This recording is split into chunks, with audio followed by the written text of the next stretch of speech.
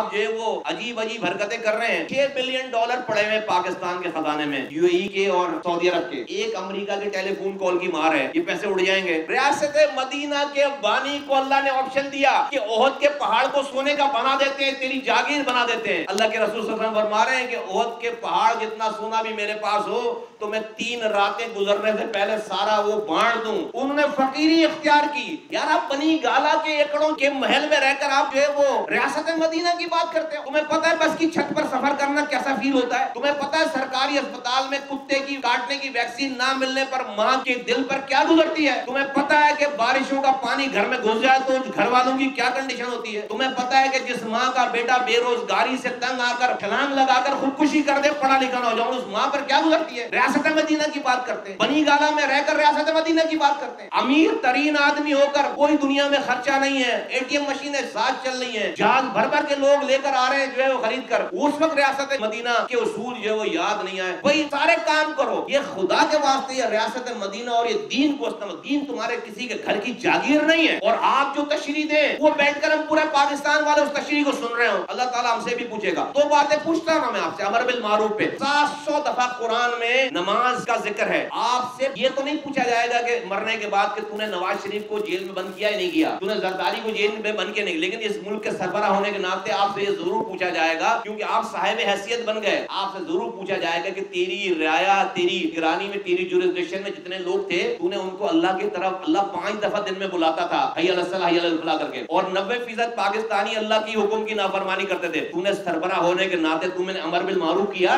تو نے اپنے قوم کو ایک دفعہ بھی نماز کے لیے کہا؟ جواب ہے کہ نہیں. یہ رب پوچھے گا کہ رب نے قرآن میں لکھ کر دے دیا کہ سود پہ کام کرنے والے, لین دین کرنے والے کے ساتھ اللہ اور اس کے رسول کی کھلی جنگ ہے. اللہ اور اس کے رسول سے کھلی جنگ ہے. اللہ اکبر. آپ نے ایک جلوہ میں آپ یکسر نہیں کہا, آپ نے کوئی کوشش کی, آپ کو خیال بھی آیا اللہ اور اس کے رسول سے کھلی جنگ ہے. 20 سالوں سے پاکستان کی عدالتوں میں سودی نظام کے خلاف پٹیشن پڑی ہوئی ہے, اس کو جو ہے وہ فٹ بال بنایا ہوا ہے. آپ نے کبھی کوشش کی؟ ان باتوں پہ آپ کو خیال نہیں آتا. تو یہ ریاست مدینہ اور یہ امر بالمعروف کی باتیں کرنا جو ہے وہ, بھائی مجھے اپنی قبر میں جانا ہے, اگر میں بات نہیں کروں گا رب ہم سے بھی پوچھے گا کہ بھائی تو بھی اس زمانے میں زندہ تھا, تیری ایک پارٹی تھی, تو نے ان باتوں پہ بات کی نہیں کی. تو میں سمجھتا ہوں کہ, اور مجھے اس والی بات کی کوئی پرواہ نہیں ہے, میں بار بار ریفرنس دیتا ہوں, بھائی ہمیں الطاف حسین نہیں ڈرا سکا, اس کی ہم پاپولیرٹی دیکھ کر ہم مرعوب نہیں ہوئے. تم کیا چیز ہو یار, صحیح کام کرو گے ہم حق کا ساتھ دیں گے, غلط باتیں کرو گے ڈنگے کی چوٹ پر بات کریں گے. اور ہماری ہسٹری کھلی کتاب ہے.